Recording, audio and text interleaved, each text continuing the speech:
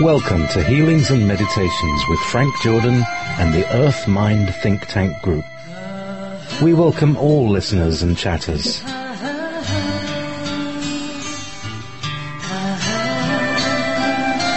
Any questions can be called in to 1-775-657-5973. 1-775-657-5973. If you're in the chat room on Wolf Spirit Radio, which is wolfspiritradio.com/wolfchat, please post questions in uppercase letters, in capital letters. Thank you. Now on with the show. You're listening to Wolf Spirit Radio.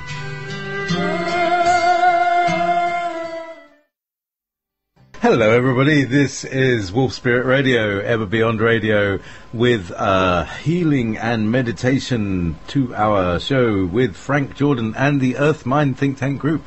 Good evening, Frank. Good evening, everybody.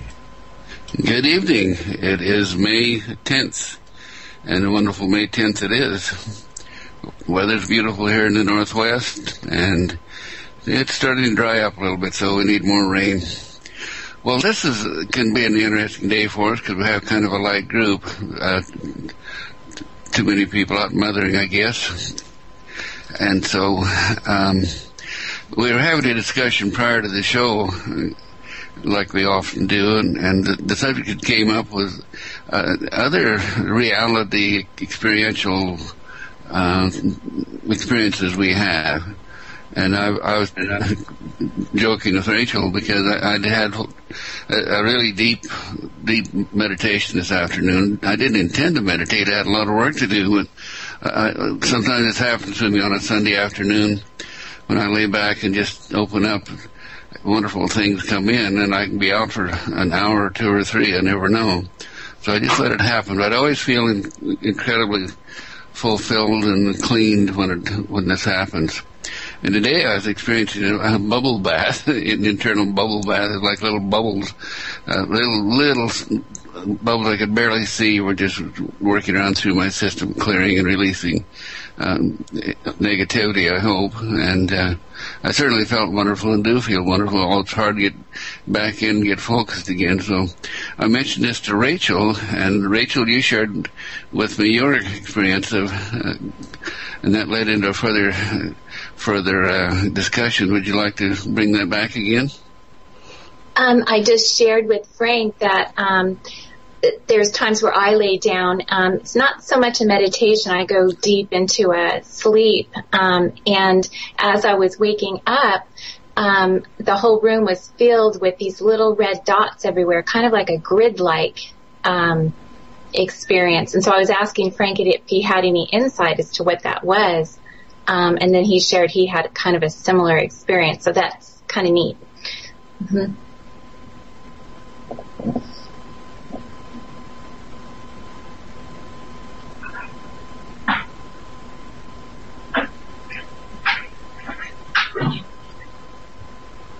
Anyone? Frank, are you muted? Oh, yes, I was. I'm sorry. Yeah, and that led us, Catherine, to share her experiences. So, Catherine, can you talk to us a little bit about your insights? I was telling you about how, as a child, I used to think that we were all part of a big body, that, say, the rivers and sidewalks and highways were capillaries and veins and flowing through, and we were the cells of the body. You know, remember, I was thinking with a childlike mind, so I didn't know all the names and different things of what people could be. But I just felt like I was a capillary or piece of blood, you know, going through this body of life and so forth. It was quite delightful. Mm-hmm. And then we got into other dimensional realities and how things really are in the energetic world, and because this world we see with our physical eyes is just our brain, interpreting the fields of energy that are experiencing and expressing out there as live. And it's amazing. I had the experience many years ago in one of my deep sessions with Spirit of suddenly being able to see the energy fields, and not as physical reality or matter, but as the energy fields that held the form of everything in my reality.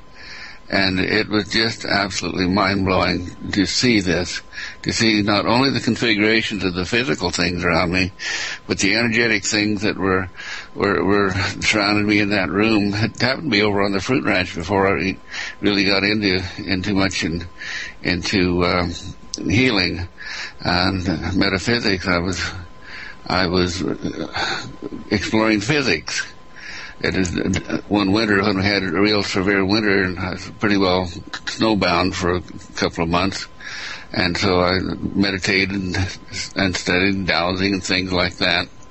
And when this occurred, and I think it was to show me, the Spirit did give me that experience just to show me what can be done if we understand that everything is just physical energy, and we can learn to directly apply ourselves to aspects of that energy that we want to improve or change or delete or alter in some ways. And that was as far as they give me understanding about the standing waves of reality, how every moment is a moment of manifestation, but that moment is based on everything that has happened in the past, in past standing waves, moments of now.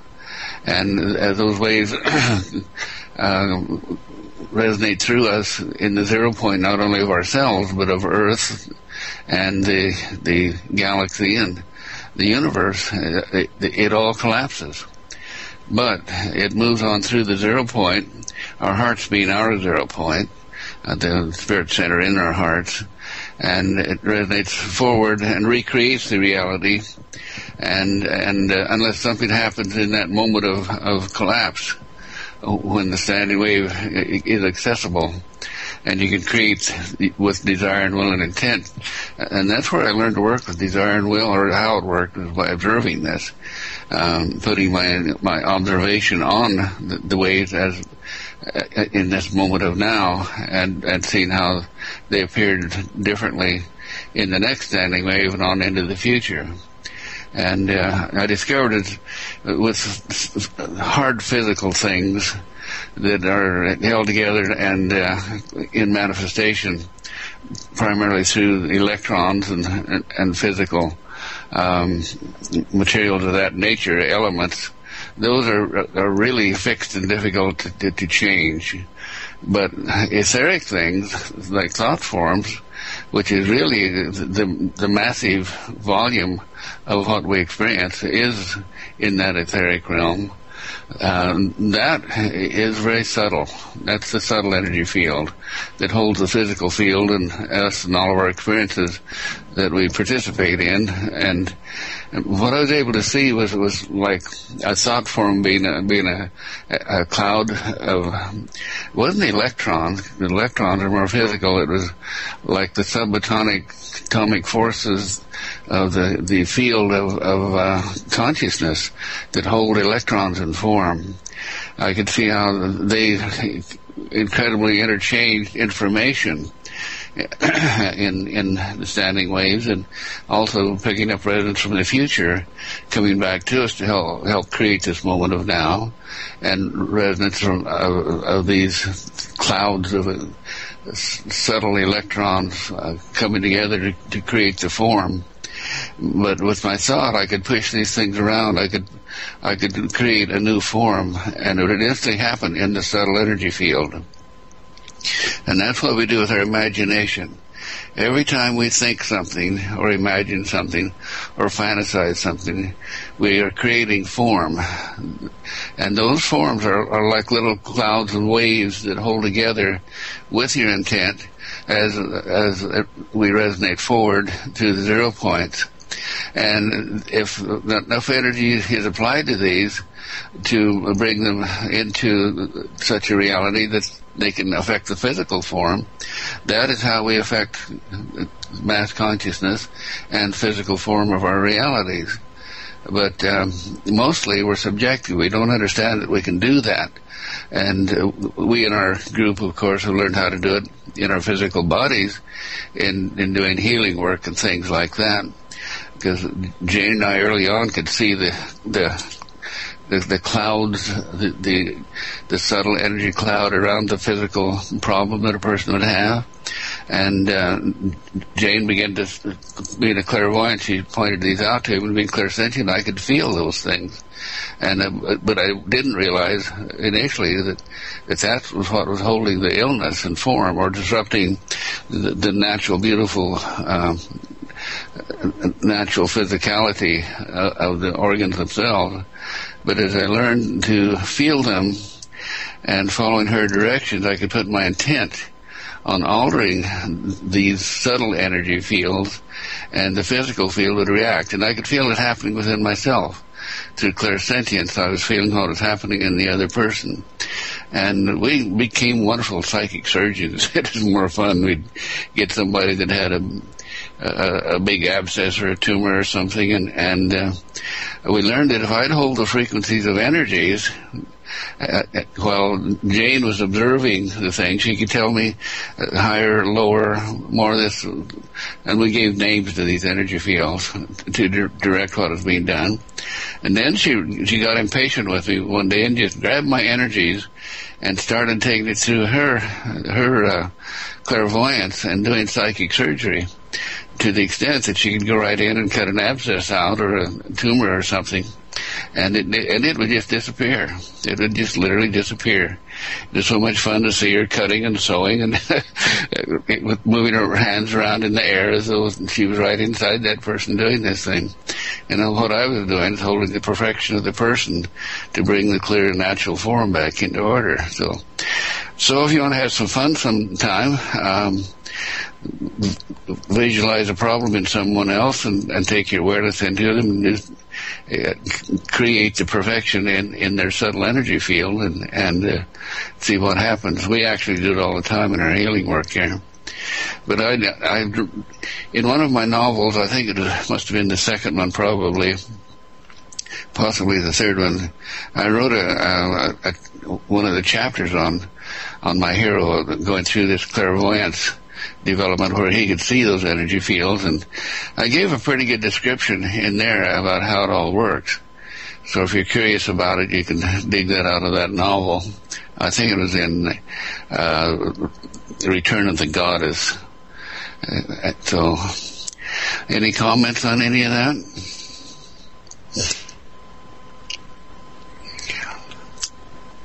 I'm sorry I got into a dialogue I didn't intend to. I wanted it to be an open conversation, but I posted a question on the chat room.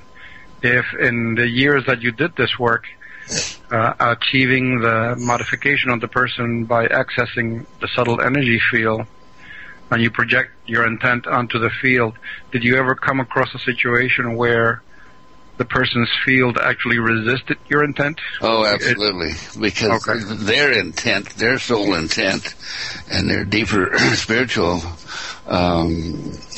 consciousness manifested that thing for some reason, for some learning or lesson, or as an honorable way of committing suicide. Is the way I call it. That's what I call cancer anyways, an honorable way of committing suicide, and accruing to yourself all the lessons that you go through in that process, and your family also. And now I'm beginning to look at it as being just an incredible field of learning, where if we'll just learn to listen and observe and participate in those lessons, we can change the manifestation and the mechanics of this world as we move into the fourth dimension. And none of these things will have to exist, because we'll be able to pass our lessons around telepathically between us. And that's another thing that fascinates me. When I was in those that clairvoyant stage is looking at thought forms. Now, one person can create a thought form, and others pick up on it. It's just like they reach out and grab it, and touch it, and feel it, and taste it, and if they want to internalize it and take it in and add it to their own consciousness, they will. If they don't, they reject it.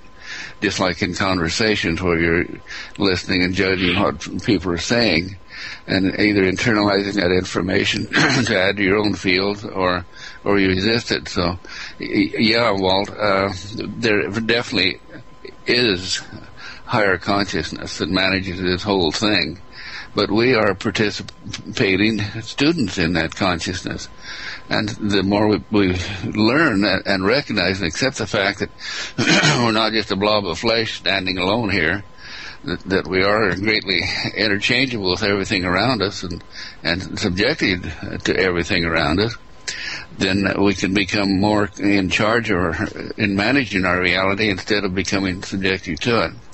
And that's why we clear the entities and things out of people as we before we move into them. The field of subtle energy, the field itself is possessed with a level of elemental intelligence, correct? Oh, absolutely. So in theory, you can very well dialogue with it and ask it questions? Absolutely. And it'll dialogue back to you. Do you ever draw back at yourself? It's kind of an open question, something you're working with, and the answer just floats up in your mind. Oh, yeah, okay. Yeah. Well, that's where it comes from. Mm. So then, when you were doing the, let's take into consideration a patient that is agreeable to the healing, and they do want to get better, and they are open and accepting of your treatment. So in those situations, would you, besides your clairsentience, would you ask of this person's field, okay, what is the best course of action for you? Oh, absolutely. Their guides, so-called guides, actually it's the inner guidance of the person themselves, their own inner awareness, guides the healing. In the first place, as soon as they initiate the healing by asking me for help, and I open my awareness to them, to their field, the healing is already beginning, because that person is asking for direction and understanding about what it is that's creating this disturbance in their field. And through that subtle energy field, we can work to create the reality in the 0-point standing wave of the resonance that passes forward, that either demanifests or manifests a change in the forward moving waves of consciousness, of creativity, of life. I don't have all the words for this. Because last night I was doing an experiment. I remember what you said in yesterday's conversations when people were speaking about their general feeling. Somebody brought up the subject of sinus activity and pollen and allergies, and you mentioned that things from the past are coming in, and you have to clear that stuff from the past. So I decided to do an experiment when I sat to meditate. Since I don't know what needs to be clear, I thought, well, why not go to somebody who does know? And I went up into Oversoul and I said, okay, if stuff is coming back from the past and it needs to be cleared, let's do that. And it was an interesting experience that immediately there was like a beam of indigo blue light coming down through the top of the head to the space of the heart. But then I saw my own face on my back looking backwards, and this beam of indigo light shot out into space, and the sensation that I was having of pressure on my back, as if something was coming in, stopped, and I didn't reason it, I just decided to experience the experience. But it was interesting to see this huge beam of light shooting back out the back of my back of my body, and then it stopped, and that my face that was on my back turned around, looked forward, and this time it shot a beam of indigo light out into the space in front of me. But I did not want to interrupt the the experience by being intellectual and saying, okay, what does this mean? What did you clear? What's the future going to be like? I just decided to, okay, let's sit. And the Oversoul knows, Frank says, the Oversoul knows what is the correct choice for you. So let's let it do whatever has to be done. And then the experience ended. Well, have you noticed any difference? It's so subtle, it's hard to tell. Yeah, this morning I woke up sad and depressed, but it turns out that I was just being kind of energy attacked because I've been assisting, David. So, but I didn't care about that at all. What was most important to me was being able to give him positive help. But I don't know. As the days progress, I guess I'll notice subtle changes. Well, our bodies, our subconscious minds, our whole consciousness, this living ball of energy in the three dimensional orbs that I've described in our clearing processes, each dimension is an orb, either of length, width, or height, to create three dimensions of space here with all these electrons interacting. And, well, each one of layers those, like an onion. Each one of those is an orb, and each one of those orbs is in attunement with something outside of yourself and the subtle energy field. And our bodies, our subconscious is just insatiable in the information that it will assimilate into your system. And that's what the silicon dioxide in our cell walls is all about, is the cellular memory that holds on to these essences and frequencies and everything that as soon as you experience, just as soon as you communicate or someone comes face to face with you, your body's interacting with theirs and trading information. It's absolutely fascinating to watch this happen.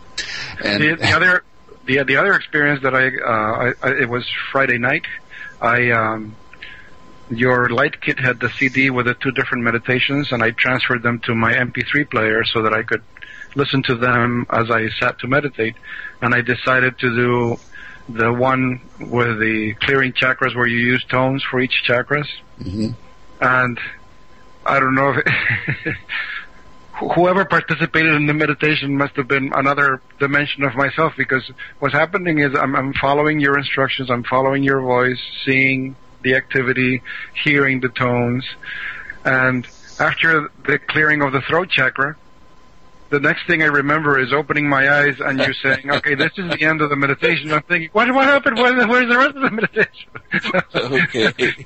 So whoever did it wasn't me. It must have been somebody else that took care of the meditation. It is. You're working with the elementals, the guides, so-called. This is a whole range of life forces that are in and about and around us that participate in other dimensions of reality, but these are such subtle dimensions that you can slide into them, or they can slide into you and participate and interact.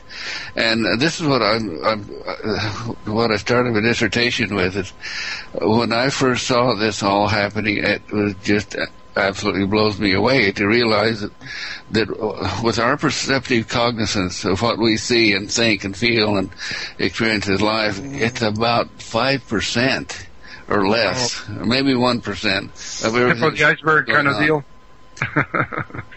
And so when you learn how to use your receptive systems, your not just your physical body, but the subtle energy system that correlates to that, as inner sight, clairaudience, clairvoyance, clairsentience, all the inner sensitivity. When you learn to appreciate that they can communicate with these other fields of energy, and with clarity, your inner consciousness, your higher consciousness, your aware consciousness in the mid dimension can tune into these things and be aware of them. It opens up entirely new worlds of experiential potential.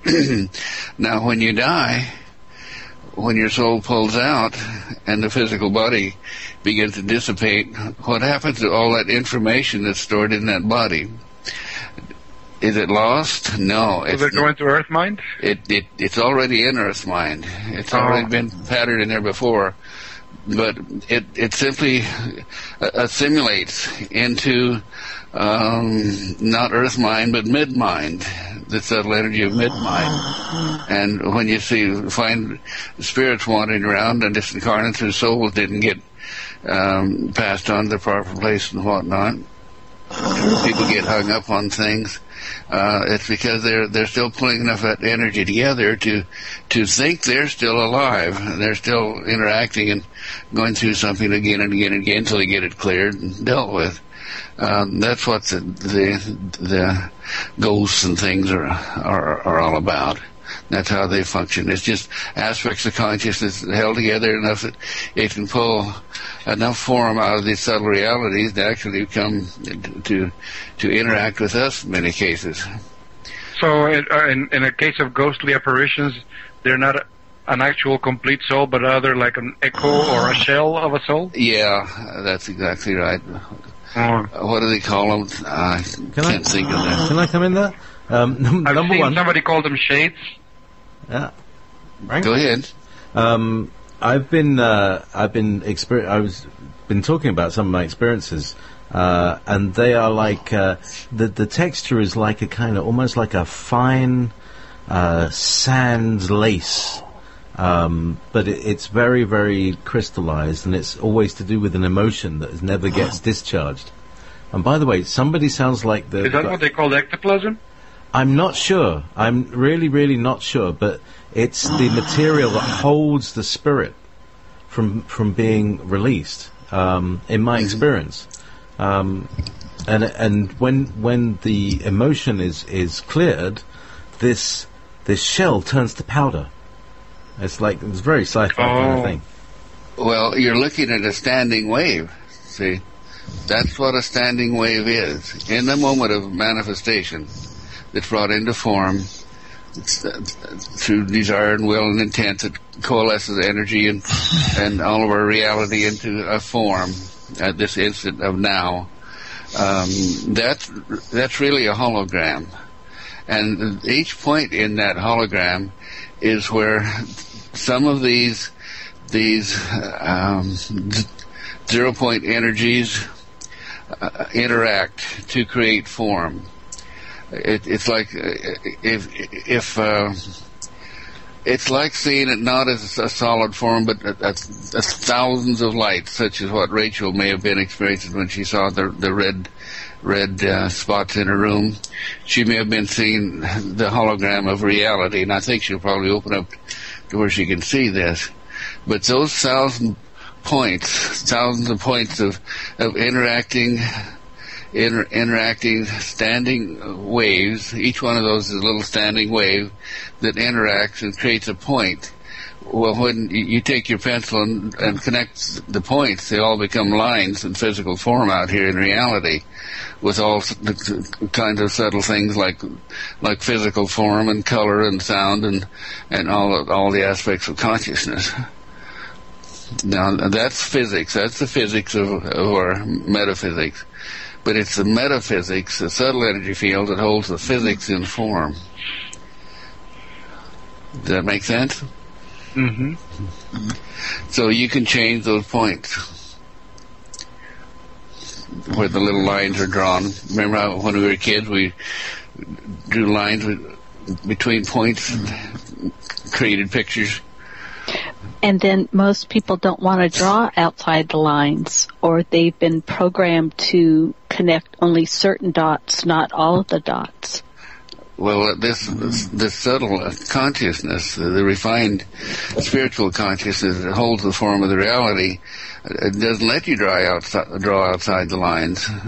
You know, it creates and holds the form of the lines. So this little bit of the you, the I am, your soul consciousness that's in here experiencing, it can have perception and reality and physical form and all of this.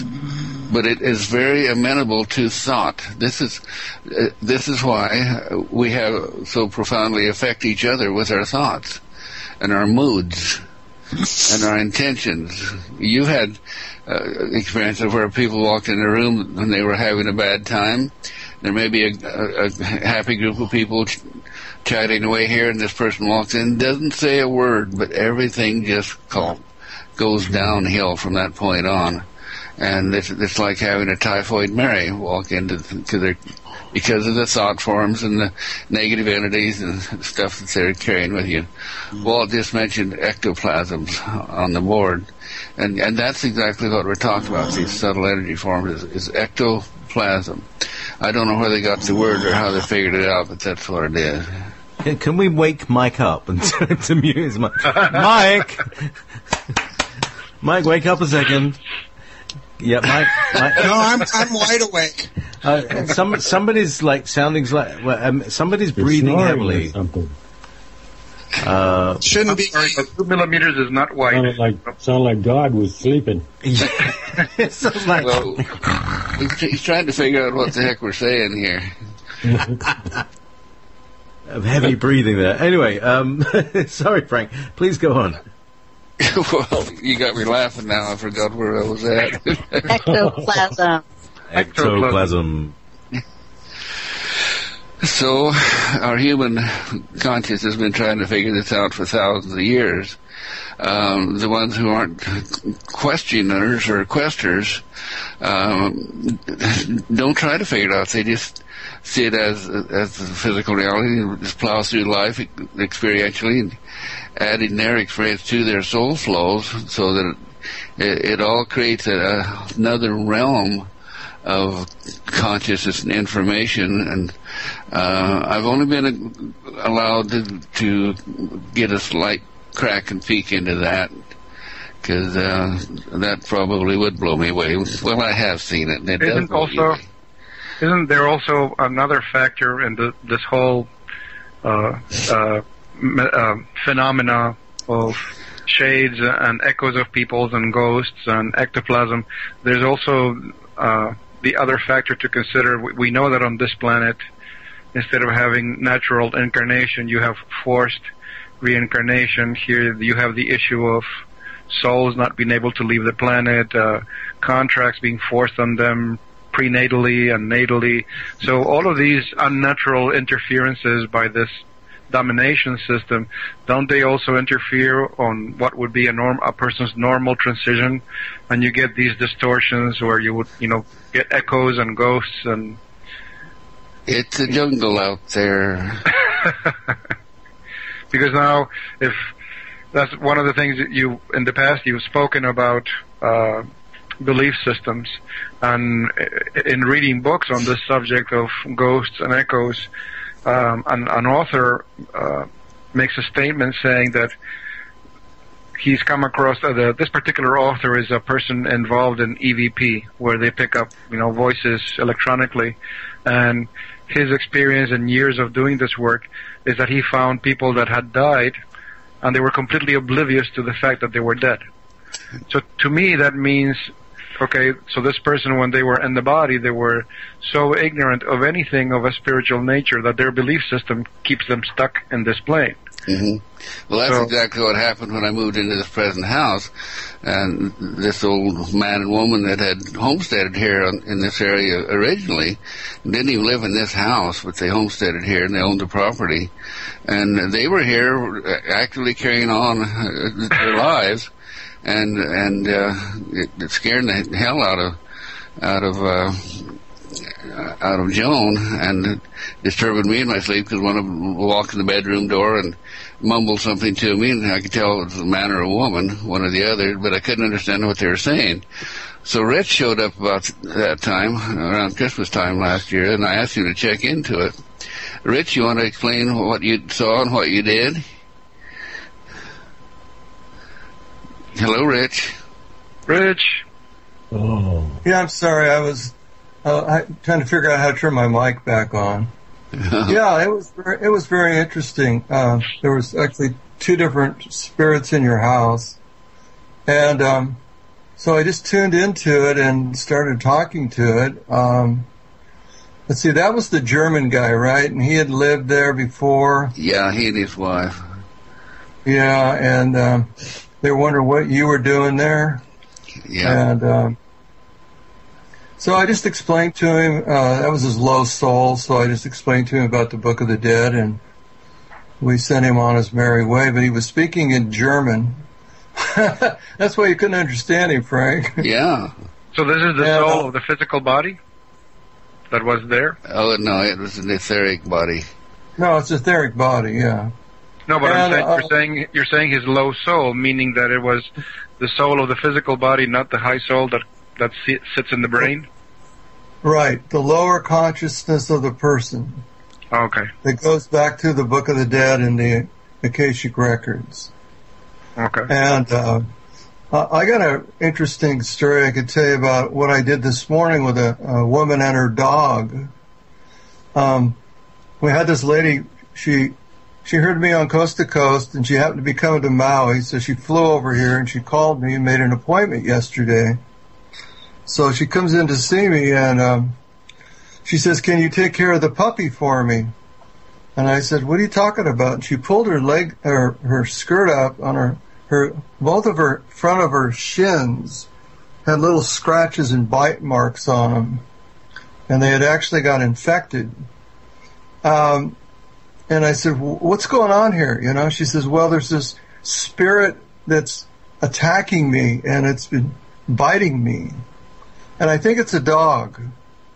So I tuned into this thing. I said, "How long has this been going on?" She says, 2 years.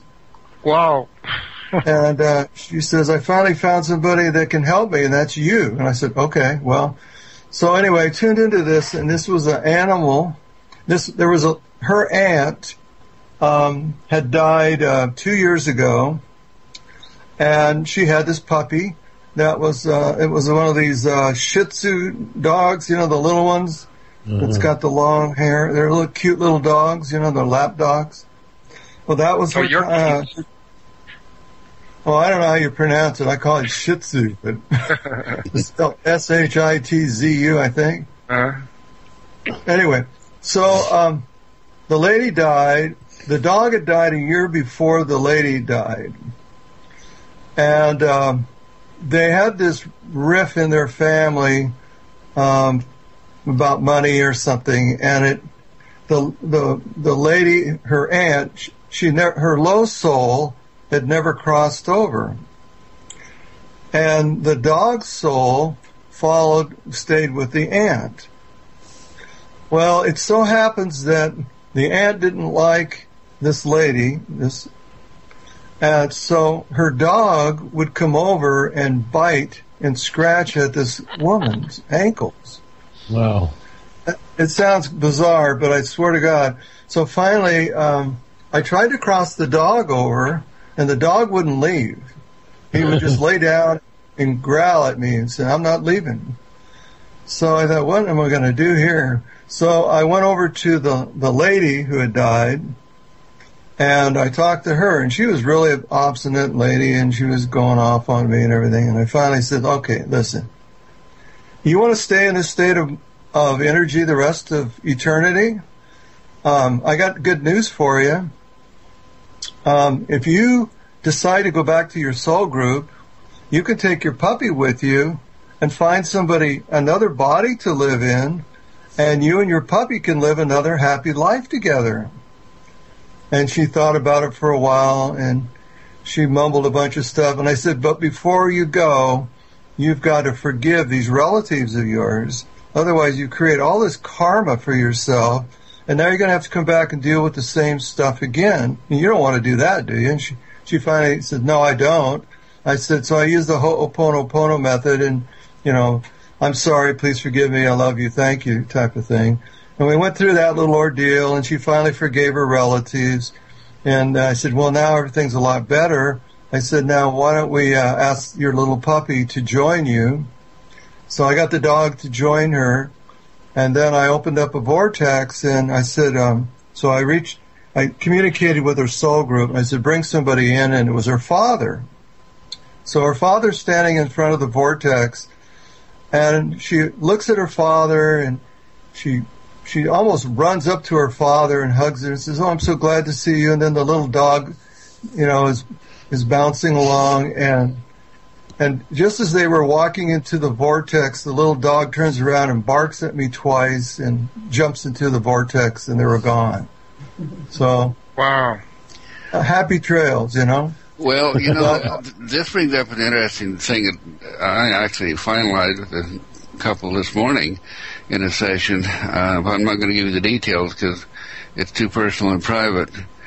But when you get enough energy and focus in relationships, particularly in relatives and in-laws and maybe the force of organized religion behind all of this to get families fighting internally, horrible things can happen because it can generate living entities of consciousness, particularly the religious one, where it can send guides and or missionaries, they call them. That's exactly what they are, disincarnate missionaries, can send those to do physical things in a family. We had this experience where one was coming and pounding on the windows and the doors and waking them up out of a deep sleep and just scared them to death and I explained it to him what it was, and we went back and found where the force was coming from. But this thing was strong enough that it actually wrote a letter on a computer and mailed it to one of these people. And the living people involved in all this has absolutely no memory of having written that letter. And I dowsed and I went psychic to them, checked, they weren't lying. It was not a human-created thing. It was this entity that caused it, brought it all to such a tremendous explosion and head that fortunately I was able to work through it and clear it and give everybody an understanding of what was going on between them, that this entity and this force was what was making them fight and tear them apart. And so they agreed to let go of their connections with that force, and everything just dissipated away.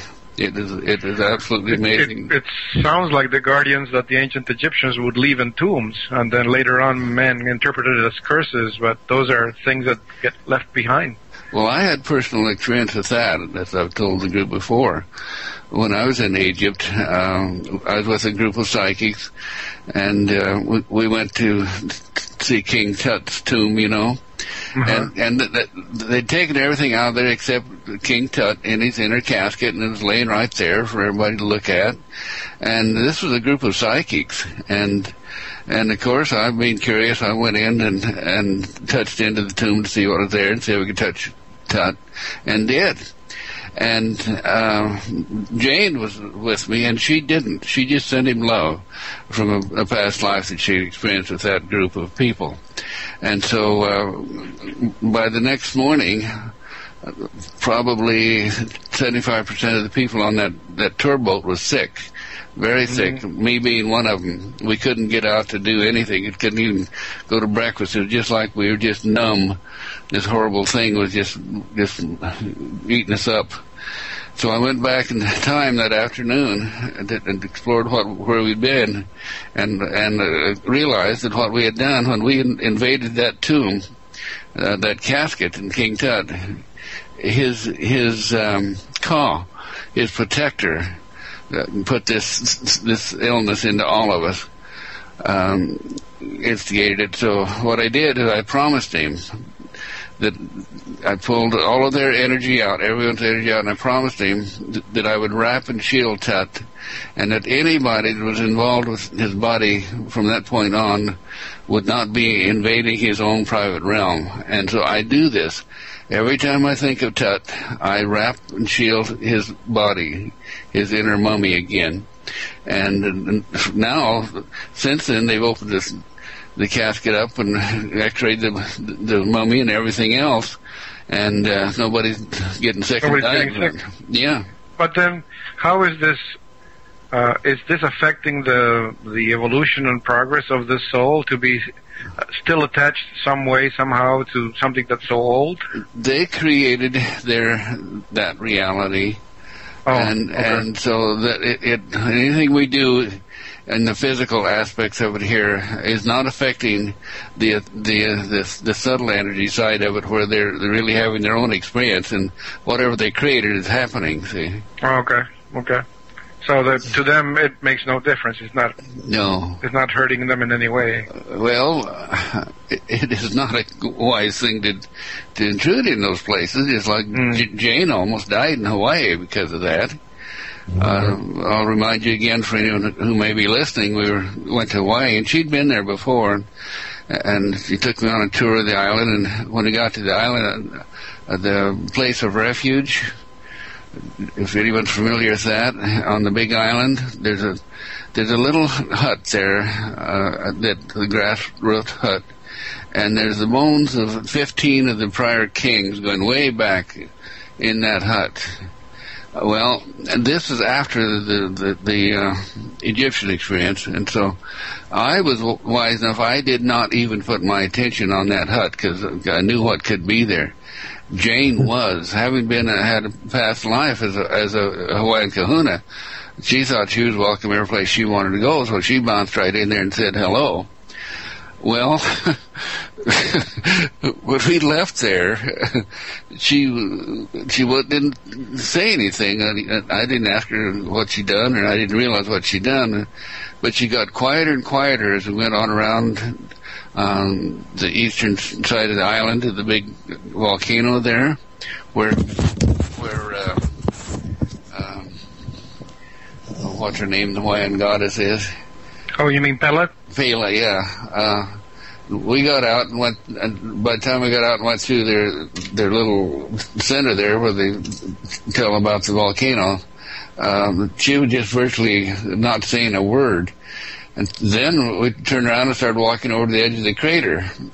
When we walked up the edge of that crater, I stopped about a foot back or 2 feet back. She kept right on walking, and she actually had a foot out over that walking ahead when I reached out and grabbed her arm and pulled her back. And I screamed at her, "What are you doing?" And she was just blank. She said, "I've got to kill myself." And so, what the hell's going on? I got her in the car, and we sat and discussed it. And she didn't know what had happened, so I followed her trail back. And I asked her, "Did you go into that little grass hut?" "Yeah," she said, "and I haven't felt right since."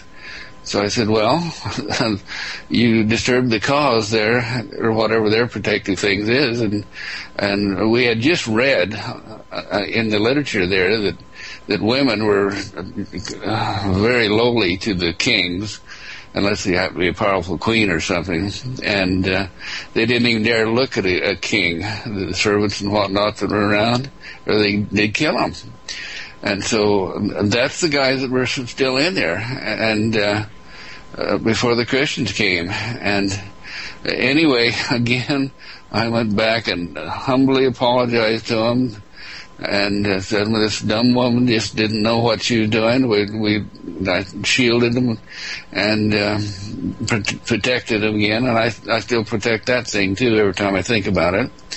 And she immediately brightened up and it was fine. And then as we were driving away, she just got madder than hell at these macho son of a bitches that wouldn't let her come back into the hut with them. Which part of her energy system was being? Were they taking control of her chakras? What were they? Oh, they had hold of her entire operating system. She was just a walking zombie. Oh. Now, in this whole issue of low self, high self, I had read, and I don't know if you've had a chance in all your things that you read, in one of the Castañeda books that I read, this fellow who wrote the books about, Don Juan. Yeah. And in one of the books, the author describes himself that he was feeling out of sorts, that he was feeling really strange, like he wasn't himself, and he was feeling kind of unable to focus or something. So when he went to see Don Juan told him, "Oh, somebody has taken your soul," and explained to him that there would be these kind of medicine men that they would call themselves Diableros.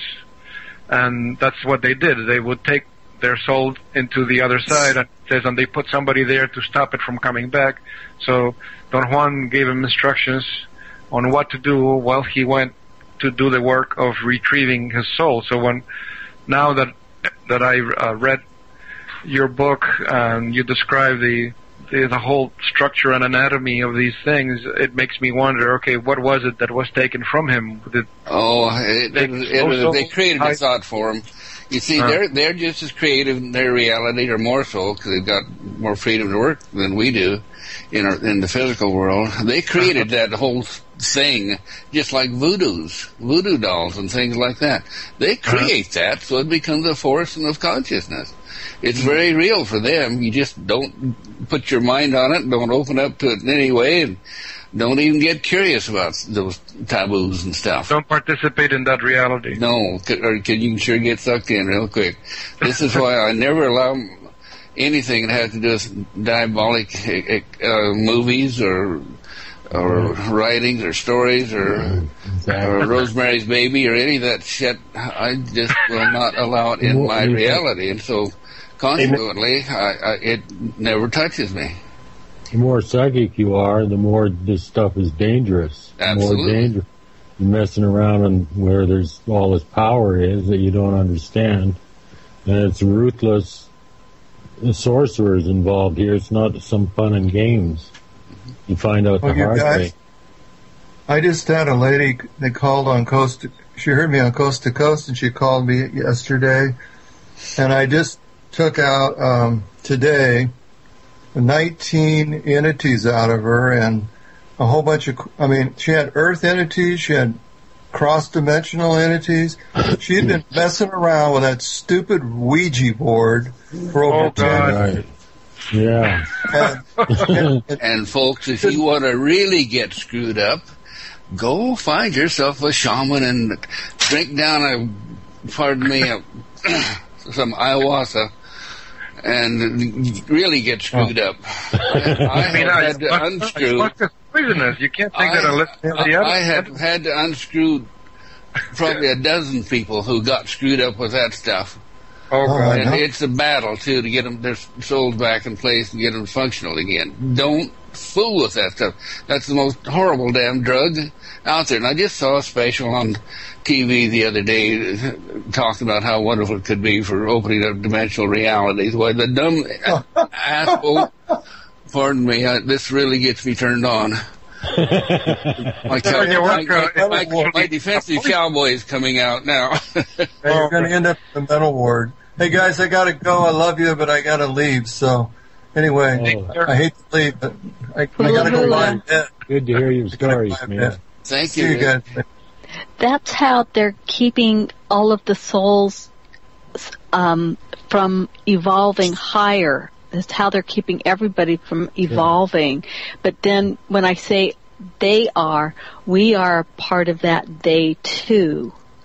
We are all a part of this so-called soul life of ascension and so forth, and starting over or not having to. It's our choices if we are going to go forward in the love and proper choice that we know we can make, or are we going to get tripped up by, artificial illusion. Correct. Yeah, and one of my best friends up in Portland, the lady in fact invited me to come up there. She's a wonderful psychiatrist, but she became metaphysical and got turned on to what I do, and I went up there every year for probably 10 years and do workshops and healing 3 or 4 times a year. But I did a lot of wonderful work with her, and she really opened up and is doing incredibly well. And then somebody invited her to go for an ayahuasca trip, and she actually went down to the jungle and, with the shaman and did the whole trip. And it just weirded her out after, experiencing my work. And anyway, when she came home, she brought this horrible entity with her that had the physical capacity of throwing her down on the floor and raping her and beating the hell out of her to where she almost died a couple of times. And this was a discarnate thing she couldn't see while it was happening. And so I showed up about the time she just staggered home from the hospital again, and she was black and blue and just a horrible psychological mess. And so I had to detach that thing from her and get her back focused again. And then she went on and was fine, but she sure learned a valuable lesson. You don't mess around in those things that just out of curiosity or How is it that an intangible being can move around tangible objects? What is it that what energy is it deploying or affecting? Well, Walt, you are nothing but those energies too. See? And so, just because it's accessing, the entity is actually accessing the etheric counterpart of the solid objects. Yeah. So it's a little more to it than that. I don't explain it to you. You'll try to do it and get messed up. No. Everything that's solid actually has an etheric counterpart, the part of the morphogenic field. My understanding is that in order for something intangible to be able to make changes to something tangible is simply by accessing its morphogenic field. And then the tangible has no recourse but to follow through. They've learned how to break the barriers between the two, and can meld in, and it is kind of a melding process. But I remember seeing a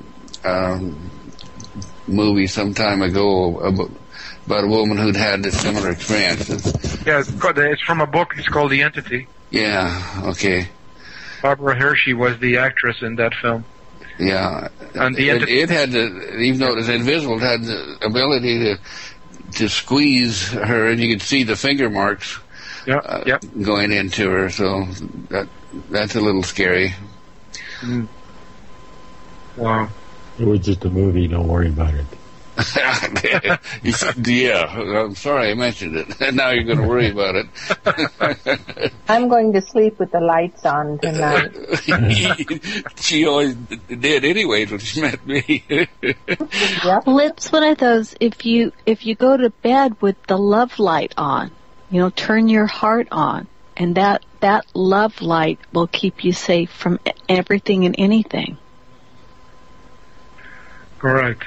And also, so many of us as healers, we're so curious, and so we go into things without asking for permission. And I think one of the most important things we can all do is you must ask for permission. Right. And use your dowsing tool. Right. I'm going to have to get one of those. Well, the dowsing tool is simply a way of reaching into those subtle energy realms with your thought and having a tool that translates what those energy fields back into your subconscious, so it can move the tool to give you an indication, a yes or no answer. And that's all you need, with enough. Remember the old game, 20 questions? Years ago, that were on TV. They could ask 20 questions and figure out the job of anyone or what they did. Or I think I read that was a long time ago. Yeah, a long time ago. But it just shows how with intelligence and you can use your human computer to communicate with the subtle energy computer. In my case, I use when I'm assembling something, I use the pendulum to dowse the polarity of the wire, which end is positive, which end is negative. And more, I guess it's all this years of practice, even before I grab the wire, I already feel which end is positive and negative, and I just confirm it with the pendulum. So I'm finding just the body itself is sensitive enough to know, which part of the wire is. Well, your body is powerful enough. When you pick up each end of that wire, you're already polarizing yourself with your right hand and your left hand, positive and negative. I wanted to ask: Did you get a chance to play with your device? Do you feel anything when you couple your fingers to the pad? I do. I've not tried to do anything with it yet. I haven't had the time to really focus on it. if I can broadcast thought formed with it or anything, but I will. It's beautiful to look at. It's a beautiful piece of art, if nothing else. And with the colored light under it, I leave it on as a night light out in my living room now, and it's fun just to sit there and watch that thing play around and broadcast on the walls, you know. You have your own Aurora Borealis. Yeah. Me too. I have a light on in my kitchen that's on the sweep in front of a massive fluorite crystal and a little, a large organite pyramid. So I'm broadcasting on all subtle frequencies, and it's cool. And that's where I put my seeds, where I put my bean sprout seeds. You know, the first soaking is I put them letting that light color go through them. So I'm kind of charging the seeds with the light color. Put a jug of water next to it too. Oh yeah. Hey, Frank, have you heard of shungite? We've been really into shungite recently.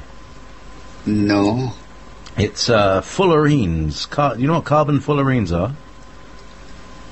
No. No. All right. It's all right. You know a geodesic dome? Yeah. You're talking about the buckyballs, aren't you? The buckyball, yeah. If you take a geodesic dome and put another one on the other side, you've got a geodesic sphere, yeah?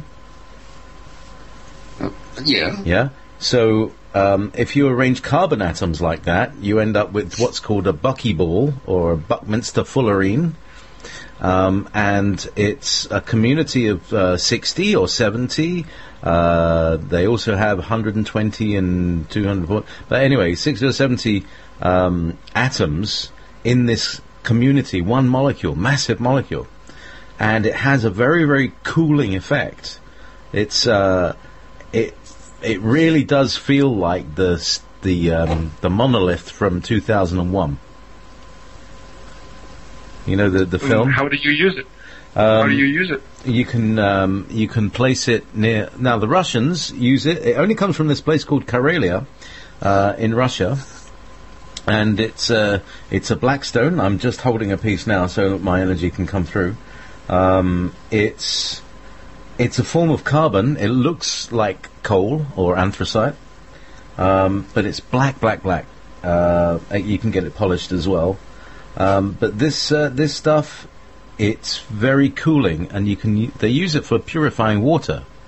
The Russians use it all the time for purifying water. You just put a few pieces. So buckyballs are a natural formation? They're not man-made? They have never found them on Earth until they found this stuff. They found them in space. You find them on meteorites. But they've never found them on Earth apart from this stuff, which is laying in Karelia. And it's not very expensive at the moment. But it has enormous health benefits. Because it just what my idea is if you've all heard of structured water, this structures energy in the same way that the things that structure water make structured water. Does that make sense? It causes energy to flow in a harmonious spiral instead of chaotic. Do you have a pendulum that you could check the orgone polarity of the stone? The different phase? Yeah. Yeah. I'm just saying. Just look to my right. Yes, I've got my pendulum here. What do you want me to test? Well, the stone is it? The stone is just walking around in my hand. Yes. Sorry. Say again. Does it have an irregular shape, or does it cut to square angles or something? You can get them square. My girlfriend Nikki's got a piece that is a little obelisk. You know, okay, but yours is just an irregular shape? Yeah, this is just a piece, right, so it's going like that. So set it down on the desk or the table and put your pendulum over it and see what's the polarity of it. If you get a clockwise spin or a counterclockwise spin. See. All right, okay, so I get straight and round. And one side gives me straight. And the other side. So one side gives me up and down, and the other side gives me a circle. Is the circle clockwise or counterclockwise? When seen from above? Counterclockwise. Counterclockwise. Yeah. Okay. So that's absorbing. It's actually absorbing. Yeah. That thing is like a little portal then. Yeah. It's actually dropping stuff in. It's black holes. It's like a solid black hole. And even this is a tiny piece, but you put it by your mobile phone. In fact, what I did, I taped a couple of pieces to my to my router. And I was toppled over by this wave of suddenly coherent energy. It really felt, it's like... It makes sense why it has a cooling effect then. Yeah. The spin explains why it's got the cooling effect. Yeah, so it creates a spin. It just gets everything spinning right. And so it creates a harmony around it. And every piece has a field, and the more pieces you have, the bigger the field. Oops. How expensive are these specimens? Not expensive at all. Very, very low cost. Can you describe how big is your specimen? Well, you buy it. You buy a box of the stuff. You can buy. Okay. I thought it was just a single piece. No, I bought like a half. I'm getting like a half kilo. That's the kind of like bulk pieces you can get.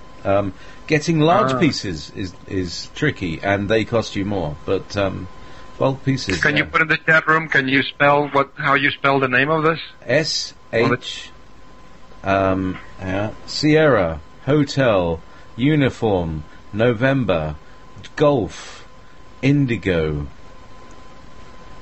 Tango Echo. Sorry, had to count on my fingers there. Shungite, and you can go to shungite.net, I think, and Shungite products, and they all come from Karelia. They all you may buy it from one places, but these are minerals, just like most things. But it's like benitoite can only be found in the San Benito Valley in California. Exactly. So it could be a meteorite. It could be I think it's a piece of spaceship. To be honest, it's weird. Is it heavy? Is it pretty heavy? No, it's really light. Oh, they carve it into pyramids. This is cool. Well, the scientists have managed to make carbon mats that are only one molecule thick. And they have tremendous properties. Yeah, that's graphene. This is like the latest thing, and you can actually make graphene with a pencil. So it's kind of what it is I would say this is like natural orgonite.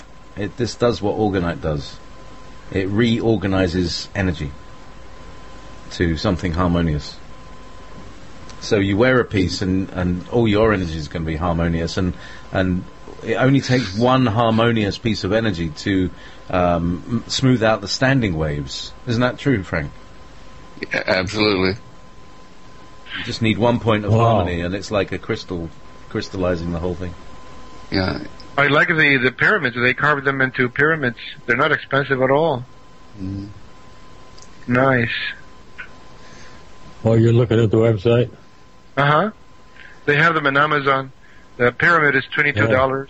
Oh man, how big is the pyramid? They have them bids to wear, and there's a bag of it for water purification, and there's a liniment for cream balm for joints made with shungite.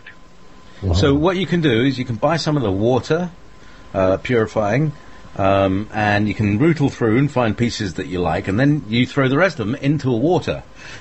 And yeah, I have a glass. I have a large pint glass, and I got this stuff sitting at the bottom, and I just rinse them out and refill it, and I get this kind of energized, fullerene-rich water, which when I drink it, it feels like I'm being cleansed all the way through. It's very interesting. It's a nice feeling. I'm not being skeptical, but I'm kind of curious and wondering if Russia has figured out a way to export coal. Thing is, it doesn't burn like coal.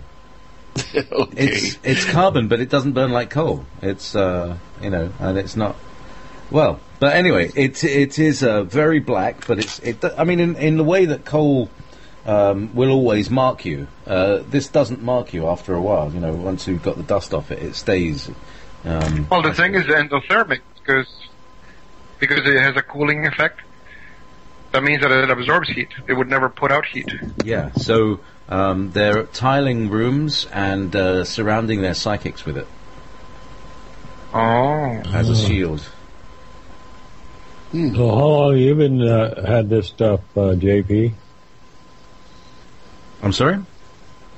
How long have you had this stuff? Nancy, who is part of the ODD group, who I do shows to, 4 hours ago, she got us all into it, and then she mentioned it, and my girlfriend Nikki, who is always like, she's got every crystal known to humanity, and she said, "Oh, Shunga, yeah, I got a piece of that," and she had a piece delivered. She came to my house 2 days later with it in her hand. Oh. So, and it really, if you look at a piece of it, it is just like looking at that monolith in 2001. And in fact, what I want to do is custom buy. If anybody here would be interested in one, I would custom buy pieces made at 1:4:9 as a geometric form, because that is the alchemy of 2001. Is the form of the picture itself. The screen was the same dimension as the monolith itself. I don't know if anybody ever realized that. 1:4:9. You're talking about the 3 dimensions of the monolith? Yeah. So it's 1 foot by 4 foot by 9 feet. Is that what you're saying? Or bigger, yeah. Oh. I think the one on the moon was 18 feet, wasn't it? Or it was considered. I read the book so many years ago, I don't remember the dimensions that he quoted in the book. Yeah, but it's the square. It's the square thing, because 1 is 1 squared, 4 is 2 squared, 9 is 3 squared, you see? You're going into geomancy. Yeah. Geometry, how are they saying that? Geomancy, But I just think it's a cool thing. So, yeah, it represents the alchemical process. Probably. How does 4 go into 9, Frank? Oh, difficulty. There's always something left over, isn't there? Right. God, imagine having 8, so is it 7? You'd need 7 kids and there'd be 9 people in the family. Like, you buy 2 4-packs and then there's another one. Oh. I just want 1 more potato. No, you have to buy a 4-pack. Sorry. So, actually, we ought to take a break now, oughtn't we? And play some music, and then go and do what we normally do. And the reason that I'm hesitant is because I dropped the mouse. Oh no, I dropped the mouse right under the desk. Okay, we'll do that. All right, okay. Right, I'm back. Now, where did... where's IDJC gone? All right, okay. Let's have what was going to play More Than a Feeling.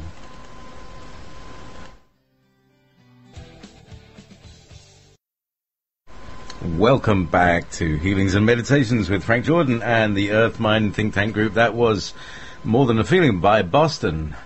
And I think it's such an uplifting track. Everybody, I can hear people singing along in the background there. So it's really, really good. They're talking about red food and red food.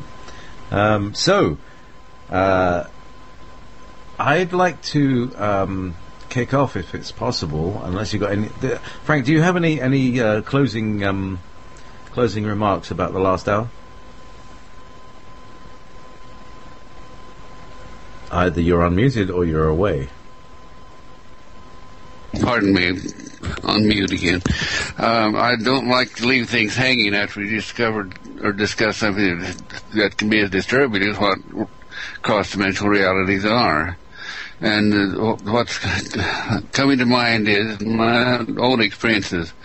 I learned how to leave well enough alone that which is not necessarily beneficial to you and which has not been proven to be beneficial to others. I'm talking about diabolic things or cross-dimensional things or doing things out of curiosity, such as using drugs to get an altered state of reality, which may seem wonderful at the time, and bring all sorts of illusionary experiences into you, but that's exactly what they are. If they don't follow my criteria, the simple little criteria that I use in all metaphysical things, which is it worth doing? Can you repeat it? Does it do no harm? Can you teach it to others? And is it worth doing in the first place? So be very cautious about experimentation, particularly with drugs and mind-altering substances, or even energetic experiences of fooling around with cross-dimensional beings and ghosts and etheric things and things like that. If you're satisfied in your physical reality and it's working for you, and you keep expanding the consciousness under your controlled or guided direction, so that you are in charge of your reality, then you don't get opened up to these things that make you subjective to the reality of others, or things that can be detrimental to you. It's just a word of caution, because in my 35 plus years of experimenting with inner reality, I've learned to be very cautious of outer reality until I've proved it to myself that it's worth doing it all. Does it do anything? Does it enhance you in your growth of consciousness? And can you do anything with it that's beneficial to others? Just about as simple as that. And Frank, I would even add channeling to that. Yeah, absolutely.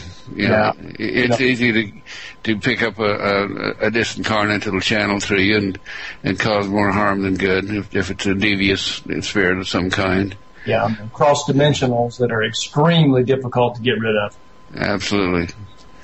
All right. Well, JP, you're going to leave us and go on about your business then? No, Frank, we've got another hour left. Oh, I thought you were leaving us to our own resources here. No, everything's fine. So we're doing. Well, actually, I haven't had any healing requests in, although I've called out for them. But do, if you have anyone around you who might be undergoing certain physical challenges, certainly come in. But before that, my past guest, another guest, and Dave have all got this kind of kidney water retention edema thing going on.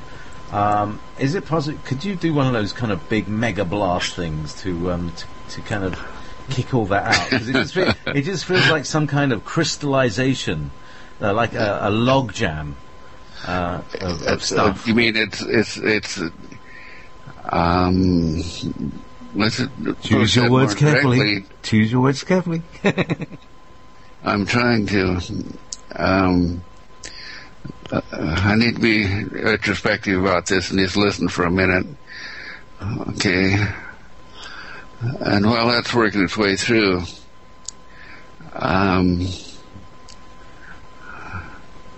maybe someone can do a song and dance. No, just kidding. All right, water retention.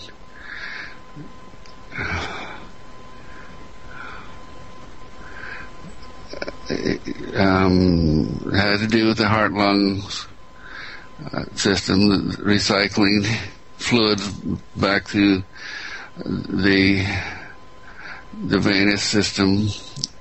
Has to do with the border where liquids carry nutrients out and pick up waste and carry them back, cycle through the heart, lung, liver, and all of that.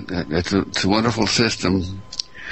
Okay, my hands are heating up, so we're getting to it here.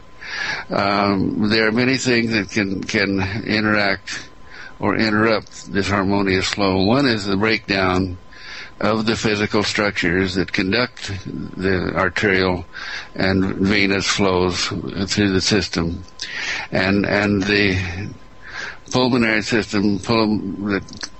A breakdown of this nature often allows fluid to accumulate in the lungs, which is called pulmonary edema.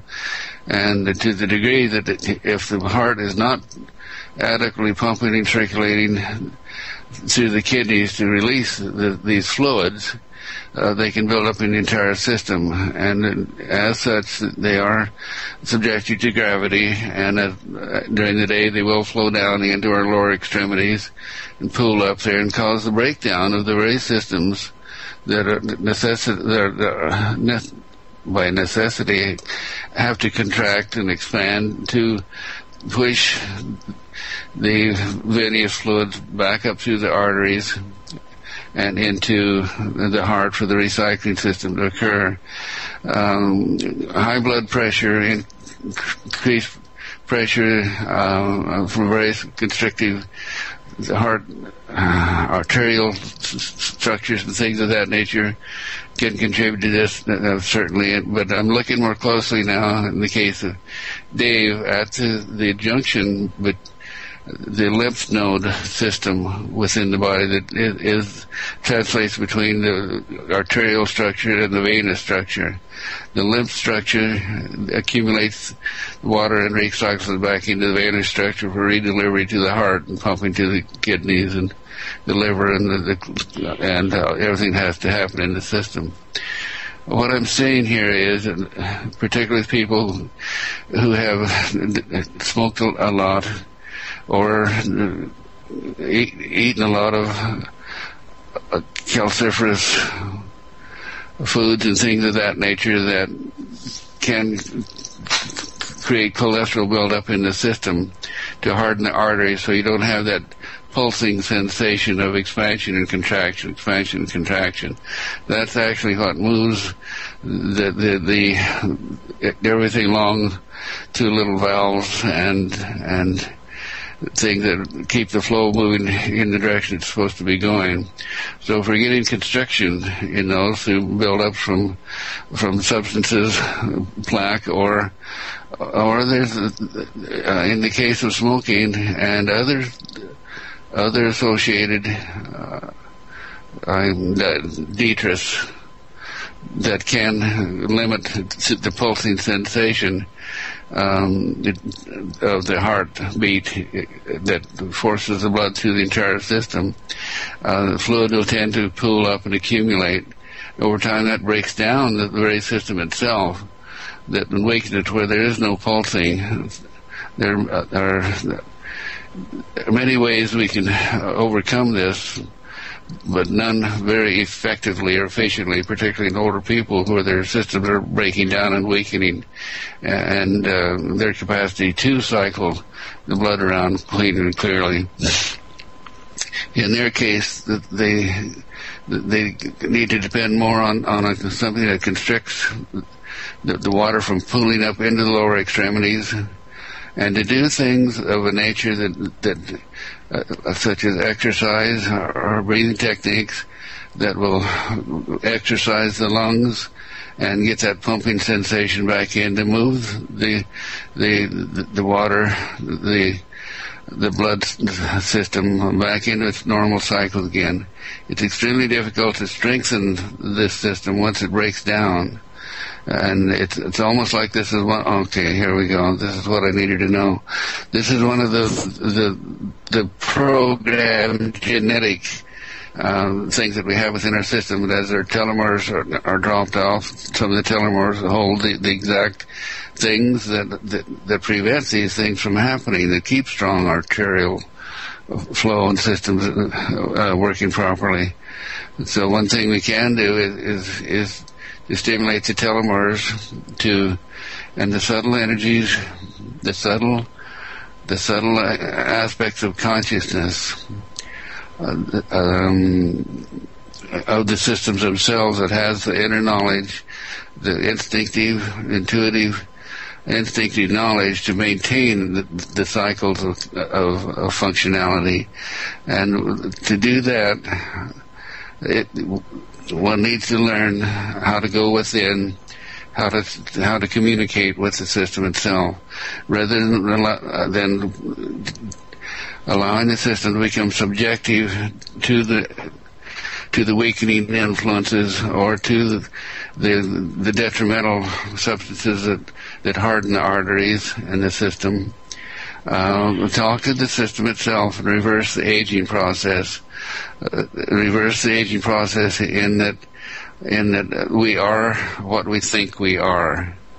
And quite often, as people such as Dave become inactive and focused, he's maybe doing and is doing a wonderful job in his conducting the Wolf Spirit Radio and everything, but he's not actively doing the things at his age that he needs to do to strengthen and revitalize his system. Now we'll just use him as an example, and I hope he doesn't mind that we do this. But one is more exercise.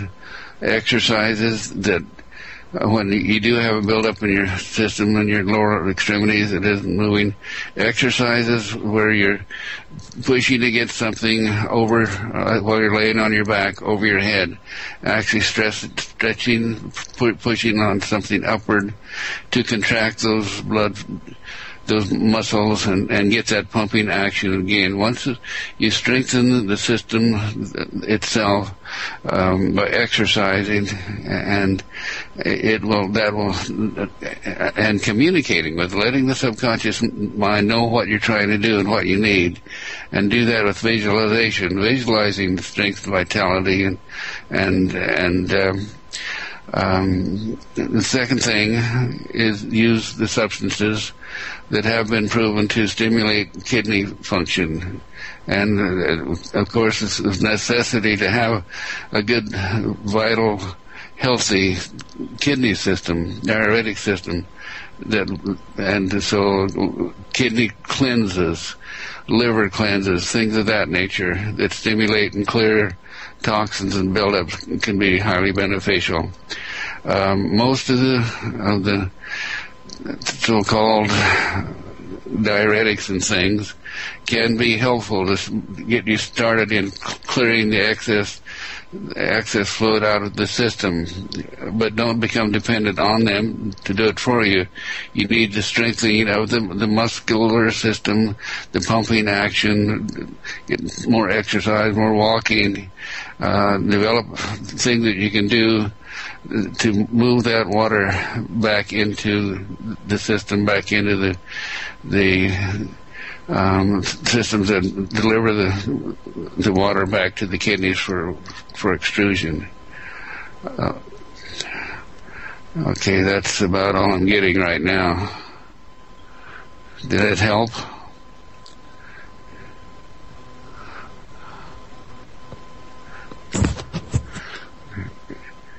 So we'll see what Dave says when we come back now. So I think it was very helpful information for everybody.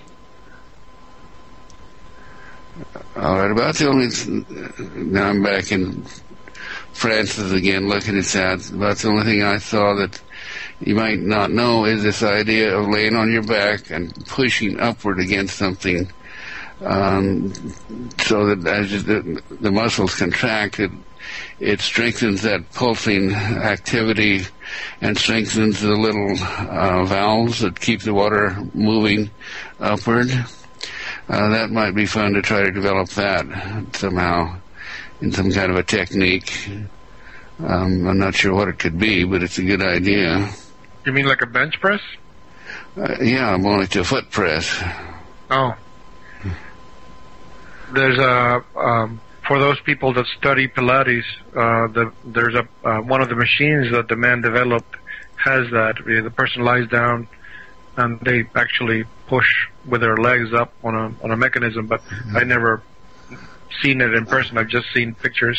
Yeah, what I'm being shown is elastic bands that might go around the ankle that anchor to your waist until you put your legs up against the wall and press upward and press on those while the legs are elevated, and gets a pumping action going. Joan, you're a therapist. What would you suggest? Well, there's a couple things I tell my patients. You bounce very slightly on a rebounder. That gets the centrifugal force in your system to help your lymphatic system. That's very important. Another thing If you put a 2x4 by maybe 8 inches long alongside your wall, on the floor, you put your foot on this 2x4, it stretches your foot and your toes and your calves. And your toes and your foot is very important in lymphatic massage. So when you stretch and bend your toes and the arch of your foot and your ankle, that helps get your lymphatic system pumping. So the constriction pushes it upward, and then the little valves keep it from flowing backward, right, in the lymph system? Yes. Just like in the blood system, yes. Mm-hmm. Interesting. Anyone else have any ideas? Stephen or Francis, whoever was talking, was pretty darn, he was right on. I've studied lymphatics for the last 10 years, and what you were talking about was pretty darn good. Well, no wonder you keep him around. No wonder you keep him around.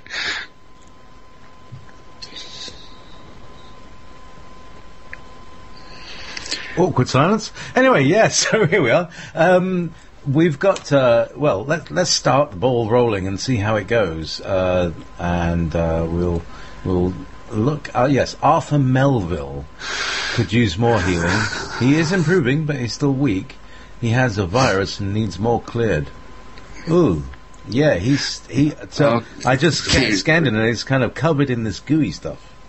Rachel, please tell us more about this. You're directly associated with him. Yes. At first, they thought it was his heart and his lungs, but they found that he has a virus. I forget the name of it. It's a long name. It begins like CY something virus. And he has been very, very weak, and he has also retained a lot of fluid also. And he's in a skilled nursing facility. They're hoping that he'll be released this week and return home. But he told me that he'll take like 3 steps and he's just out of breath. And they're trying to do physical therapy very slowly with him.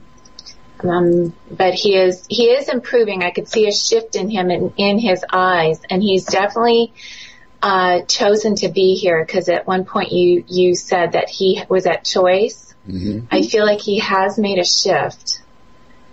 So. All right, then we can be more effective in our work with him. So, Rachel, you being an intimate friend of Arthur's, you extend yourself out and literally become one with him now. And we'll extend our energy through you. And what we're desiring, willing for Arthur, is a revitalization of his systems, much like what Stephen was talking about. A healthy revitalization of the circulatory system. And we feel that implanting into his subconscious and his unconscious minds now, youthening him, taking him back in time.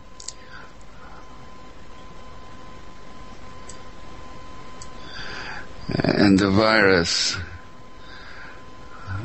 we need to go into his immune system, stimulate his own system, within his own system, a substance, an energetic substance, a frequency that will resonate through his body now and touch each one of those viruses and break down its ability to multiply. So let that be our intent. We're extending that frequency. Our hands are getting hot through Rachel. Rachel is encircling Arthur's body with hers, her etheric field. And we feel this energy, this resonance going through Arthur at this time that is neutralizing the capacity of the virus to multiply and weakening as it matures out and dies. It cannot be replaced. Through the power that Christ is in us, we see Arthur in the perfect and normal condition.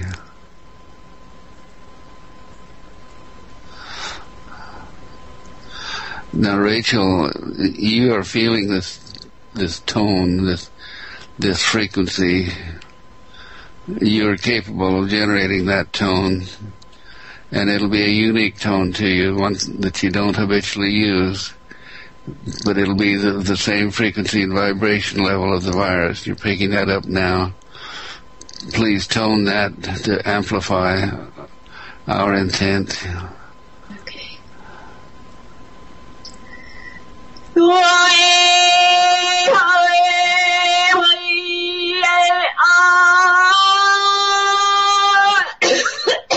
Oh my goodness, sorry. The virus got you. It's in my throat. Icky. Okay, now that's perfectly right on. That's okay. Realizing that that's what viruses do, is break up, interfere with their systems, so it interferes with you, simply feeling it. This is a good lesson for you teachers. When you do this energetic work, you will feel within yourself quite often flashback like that of the same thing that your client is experiencing. So be aware of it, so when you go into it, it won't flash back and take you out too. I'm taking the energy in my throat and throwing it up and out. That's all I know to do. Do you have any other suggestions?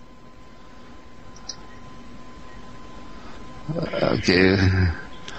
We're healing that point right behind your clavicles where it was triggered.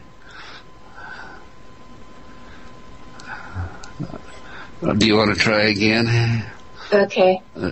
Just hit one tone now. Just hit that tone that's this frequency we're giving you now.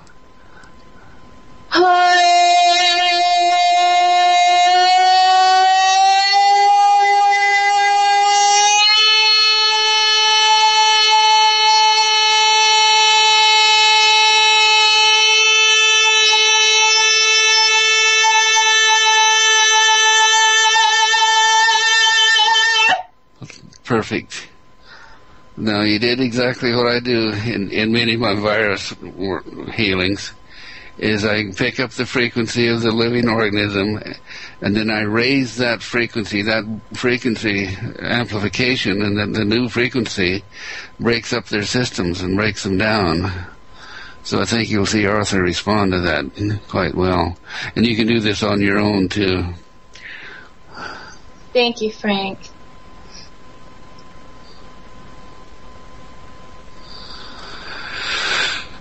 Okay, now we wrap Arthur in a field of healing frequency, higher frequency, to nurture his entire system, stimulate, revitalize.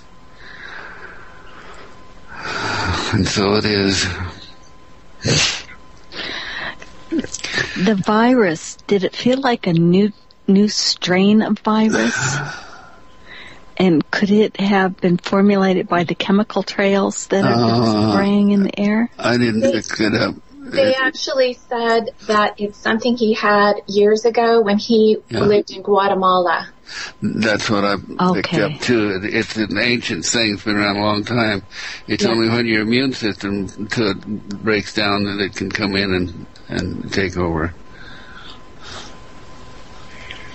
Okay, Sarah Harvey, 15th birthday today, has reoccurring rash since birth on the back of her hands, possibly psoriasis. All right, this is to Teresa. Teresa, put your etheric hands on your niece's, the back of your niece's hands now, and we feel our communal hands getting hot with the frequency needed to adjust and heal that disturbance in her, in the epidermal levels of her skin. All right.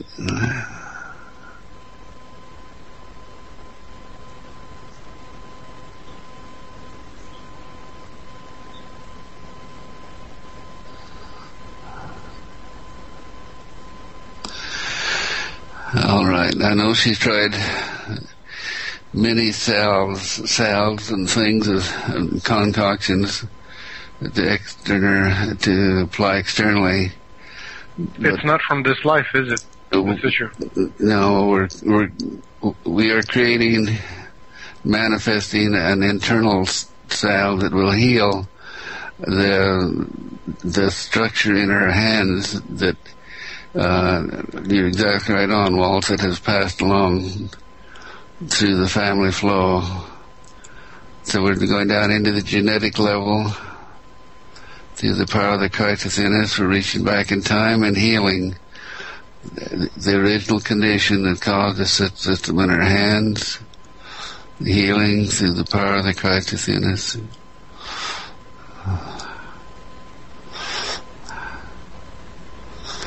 Bringing her forward in the perfect and normal condition, stimulating the DNA to right and perfect expression, the genes, releasing the essence of the rash. Well, there we go. That's interesting. I feel my palms itching with that frequency coming from that rash. All right, I think it's harmonizing now.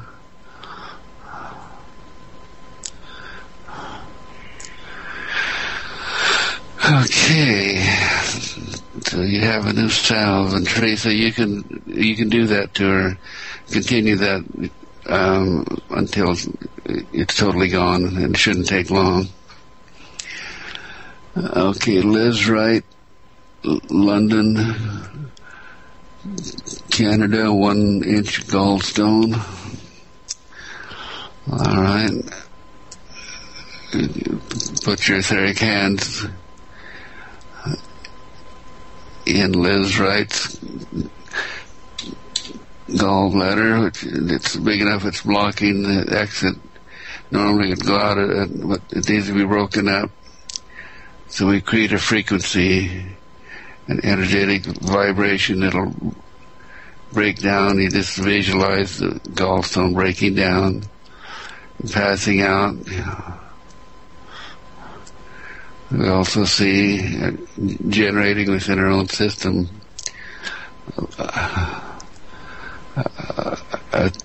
a chemical that will break down the constituents of the gallbladder. Radish juice. Radish juice? It dissolves gallbladder stones. All right, perfect. Thank you. It's just like dropping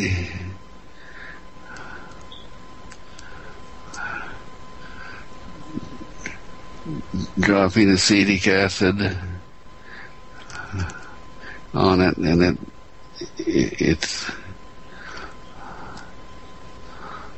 we see it bubbling and burning away, dissipating, smaller and smaller. We want to get it down so small that not even nucleus there for the calcites to adhere to.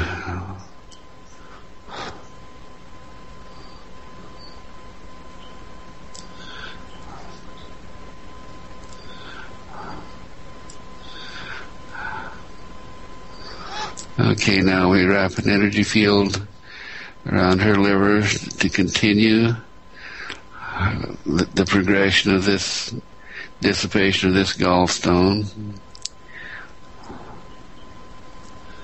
And Teresa can maintain that for her. That's for putting your intention on it and visualizing energetic and creating it again. Okay. It's bubbling away and we'll continue to do so. Do we have anything more, JP? Let's have a look here. So that was Liz Wright of London. So we've done all the ones in the chat room there. So let's see what we've got down here. There we go. Everybody's talking about kidney cleansers and gallstone cleansers, and it's there's a lot of it about, Frank. What's do you think this is like a crystallization of deep dark matter that I'm feeling that it's like it's a general energy that's moving through the whole race. I think it's a response to our changing nutritional systems and getting away from natural foods to more processed foods. Exactly. Bad eating habits.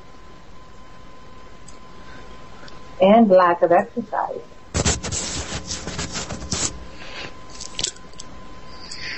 So that's a very interesting thing about the exercise and the... So if this was... if you're talking to the human race, what would be the equivalent of pushing against a rubber? How would that work? If that was a what? You're talking about to get the edema kind of flowing. The same kind of elastic straps. There probably are commercial ones already out there that you can extend from your ankles down underneath your hips, and so you can just wrap it around and press either alternately with your legs or both at once, just pushing upward and pushing, extending your ankles out, so that pumping action Joan mentioned is working in the ankles. She says that that's really where the pump is. Isn't that right, Joan? There is no pump in the lymphatic system. That's what the problem is. It relies on the muscles for motion. So if you're not active, if you're sitting at a desk all day or elderly, you're not getting the exercise you need. And it's the movement in all the joints that help keep it moving. Right. That's why people should sit cross-legged all day long like they do in India. They wouldn't have these problems. You spend your life sitting cross-legged. You don't have problems with your legs later on. You don't have the resistance to the height, the weight of the fluid pressing down so much. It's true. And you're always moving your legs around. If you're sitting cross-legged, you're moving your legs around every few minutes, and that's like exercise. It's like Joan was just saying, moving them. It's like doing yoga all day. That's like kind of exercise that stimulates your joints and the flow of the energy around the vortex. Each one of your joints is like a little vortex, a little spiral of energy that needs to flow properly. Otherwise, it gets blocked there. That's a wonderful idea. If this old cowboy got his legs tied up and not like that, he'd never walk again. Oh. You'd be walking around like Toulouse-Lautrec. I'd have to roll around in a ball on the floor, but maybe that would work too.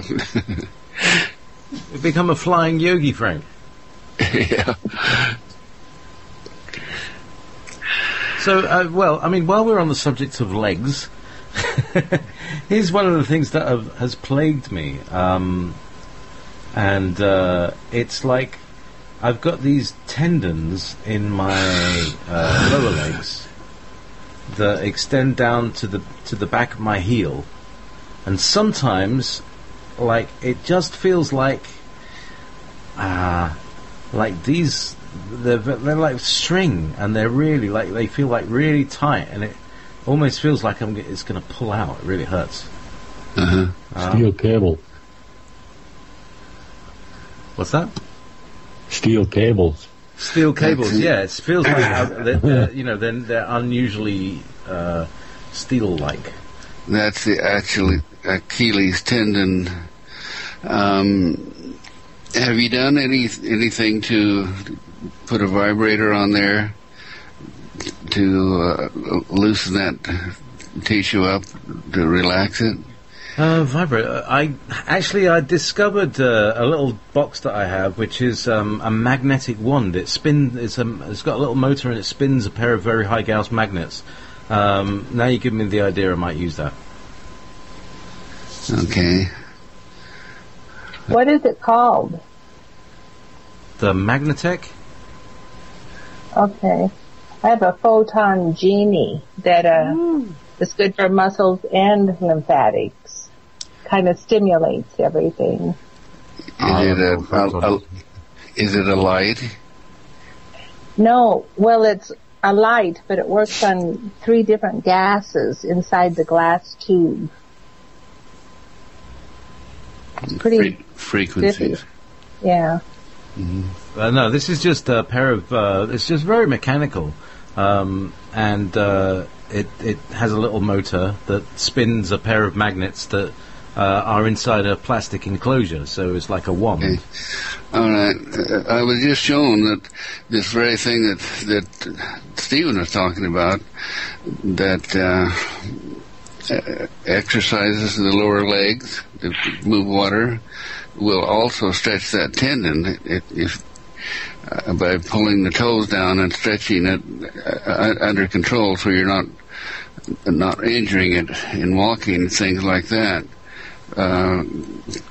Exercising with that will lengthen that tendon and the muscle attachments that operate it, and so that could help you too, as well as moving out your water. Good thought. I like infrared lamps because they really help to loosen up whenever you have tight muscles or tight tendons. Because infrared penetrates deep into the body. It's not just heating the surface of the body. It's penetrating, heating the body evenly. Right. Well, I also used the infrared healer. I wonder who's got that. No, I think I've lent it to somebody. Which is an infrared light. I've actually got all kinds of healing technologies in my house, but I never have anybody to use them. I moan. But yeah, I'm sure Nikki would be happy to shine red light. You're one of those healers who don't heal themselves but ask for healing, right? Yeah, well, you have to interact somehow. So we're about at the top of the hour, and is everybody full out of juice? Tumbleweed, one of those magic dead air moments of Wolf Spirit Radio. Well, I just ordered a pound of that shungite from eBay. Oh, well done. You can sure multitask well, Walt. That's just because he's not paying any attention to what we're talking about. Well, I'm getting used to this idea. Since obviously somebody else enjoyed that chakra meditation, might as well use another part of my brain for something else. Okay, so I'm going to try and find that. Where the heck? Oh, there it is. The outro bumper. So, thank you, brothers and sisters, and listeners and supporters. Oh, by the way, we're a listener-supported station. Please put a penny in the bucket. Let's see how we're doing. Thank you very much. Good night, everybody. And also to Cytronics, push that button too. Oh, yes. Press the PSI-Tronics. Good night, everybody.